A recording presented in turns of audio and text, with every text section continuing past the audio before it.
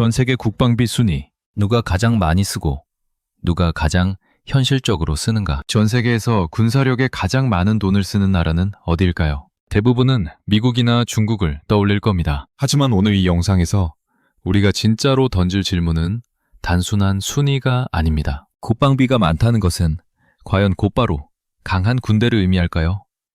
아니면 그 돈을 어떻게 쓰느냐가 더 중요할까요? 이 질문을 따라가다 보면 자연스럽게 대한민국이라는 이름이 떠오르게 됩니다. 이번 영상에서 말하는 국방비는 단순히 무기 구입 비용만을 뜻하지 않습니다. 병력 유지와 훈련, 무기 도입과 연구개발, 해외작전, 그리고 동맹 유지 비용까지 모두 포함한 연간 국방 예산을 기준으로 살펴봅니다. 숫자만 나열하는 비교가 아니라 실제 군사적 영향력과 전쟁 지속 능력이라는 관점에서 접근합니다. 세계 10위권 국가들부터 살펴보면 이탈리아는 유럽의 주요 군사 국가이지만 나토에 대한 의존도가 높고, 일본은 자위대라는 이름 아래에서 사실상 아시아 최고 수준의 기술 군대로 빠르게 변모하고 있습니다. 프랑스는 핵무기와 항공모함을 동시에 운용하는 몇 안 되는 완전한 자주국방 국가이며, 사우디아라비아는 GDP 대비 세계 최고 수준의 국방비를 쓰지만 실전 경험과 지휘 체계에는 한계가 있습니다.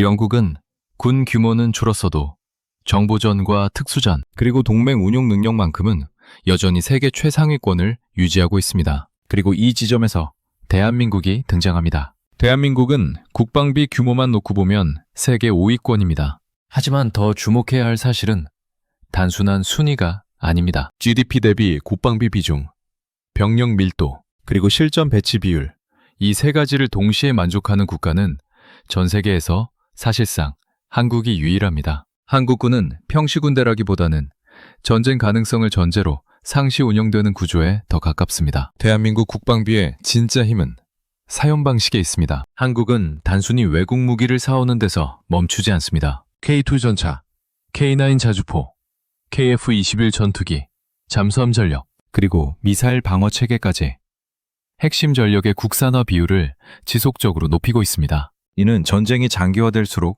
외부 의존도가 낮아지고 오히려 자체 생산과 유지 능력이 강점으로 작용하는 구조라는 뜻입니다. 세계 4위인 인도는 병력 규모와 국방비 모두 압도적이지만 무기 체계가 지나치게 혼합되어 있고 지휘 체계가 복잡하다는 약점을 안고 있습니다. 러시아는 수치상 국방비는 상대적으로 낮아 보이지만 전쟁 경제 체제로 전환된 국가입니다. 그러나 실제 장기전 과정에서 보급과 정밀 타격, 현대전 대응 능력에서 분명한 한계를 드러냈습니다. 세계 2위 중국은 국방비 증가 속도만 놓고 보면 이미 세계 1위입니다. 해군과 미사일, 사이버 전력을 중심으로 대만을 염두에 둔 군 구조를 빠르게 완성해 가고 있습니다. 다만 아직까지 대규모 실전 경험이 거의 없다는 점은 분명한 변수로 남아 있습니다. 그리고 1위는 미국입니다. 미국의 국방비는 단순한 군사 예산이 아니라 세계 질서를 유지하기 위한 비용에 가깝습니다. 2위부터 10위까지의 국방비를 모두 합쳐도